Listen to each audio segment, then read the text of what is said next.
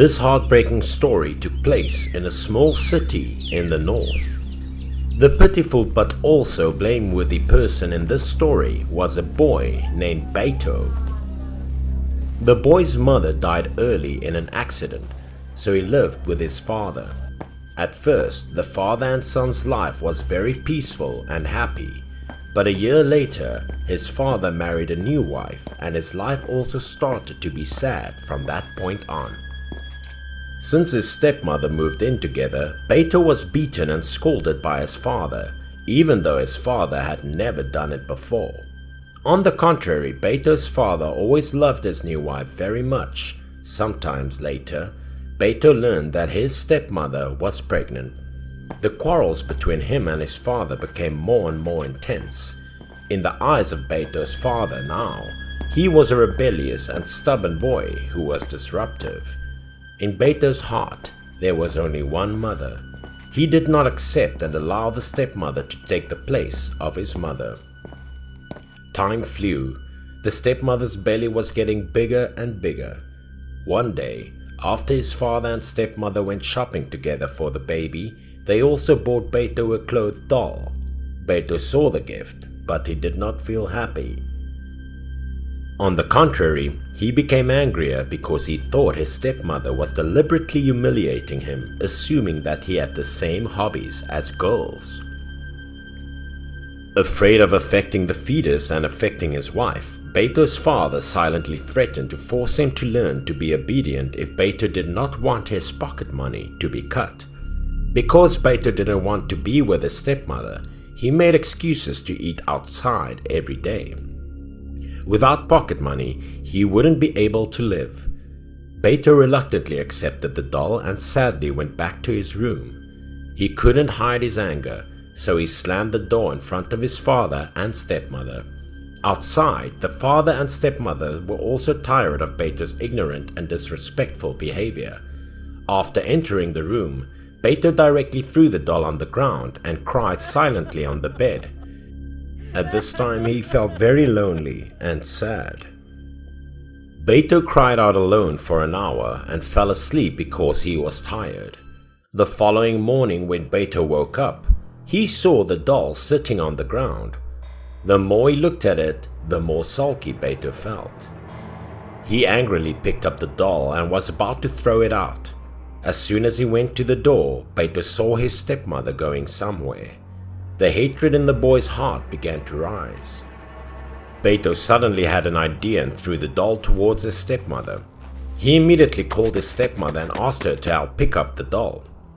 The stepmother turned her head when she heard Beto's voice and couldn't help but be surprised to see that the doll she gave Beto yesterday was lying at her feet. Seeing that his stepmother didn't say anything nor react, Beto pretended to care about his stepmother and said he would pick it up himself. Seeing that, the stepmother thought that Beto had accepted her, so she was happy and wanted to pick up the doll for him. After saying that, she slowly bent down to pick up the doll. Beto also took the opportunity to sneak around behind his stepmother's back. Then Beto quickly pushed the stepmother's back with his hand. Due to loss of balance, the stepmother fell forward. Because her belly was too big, it hit the ground hard. The stepmother began to feel severe abdominal pain, then fainted from loss of blood. At this point, under her body was all blood, and the baby in her belly was dead. The blood flowed out in a stream and stuck to the doll next to it. Beto looked at his stepmother lying on the ground, a satisfied smile on the corner of his mouth. At that time, the boy felt happy that no one could take his father anymore. Beto hurriedly picked up the doll and hurriedly left. Then he threw the doll in the corner of the room where no one else could find it. Next, he pretended to be the first person to spot the injured person and called for an ambulance. After taking the stepmother to the hospital, Beto became a hero.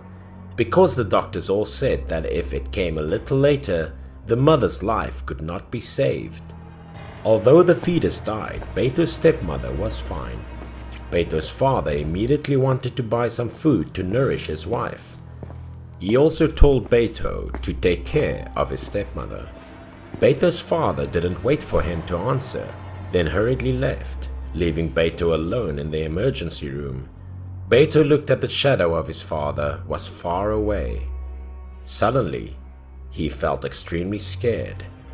He was worried that if his stepmother woke up, the truth would be surely exposed.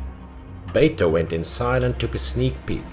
At this time, the stepmother woke up and couldn't help but mourn for the dead baby. Beto saw the fruit knife next to him. He suddenly had a desire to kill because he was afraid that his father would kill him if he knew everything. Without thinking too much, Beto made up his mind. He took the fruit knife and went to his stepmother's bed. When she heard footsteps, the stepmother looked up and broke down in tears when she saw Beto holding the knife. Beto walked to the bed, only called his stepmother's name once, and suddenly smiled a ghostly smile. That smile scared the stepmother. She knew the one pushing her was Beto. She didn't expect Beto to be so scary. In this situation, Beto was also extremely worried and hesitant about whether to stab his stepmother to death or not. Although she hated Beto very much, the child in her stomach was also lost. The stepmother said she did not intend to denounce Beto and promised to tell everyone she accidentally fell. Just when Beto hesitated and his stepmother was scared, his father suddenly shouted from behind.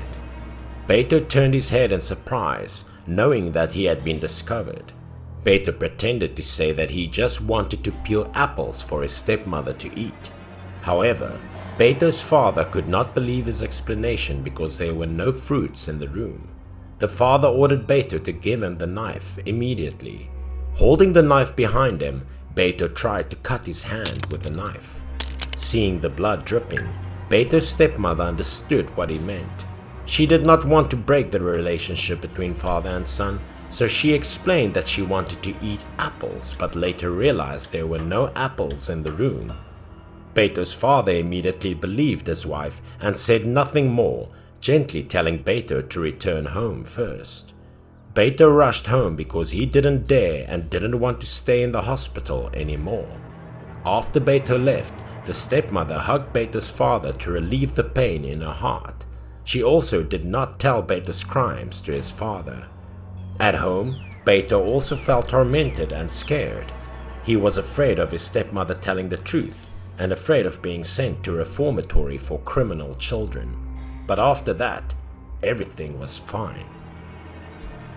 A month later, Beto's stepmother was discharged from the hospital, but they did not return home. Later, Beto learned that his father and stepmother had bought another house and started a new life without him. Beto's father would transfer money to him once a month. All Beto's living expenses were covered by his father. When he saw his father leave, Beto was heartbroken. Now Beto felt that the world no longer loved him.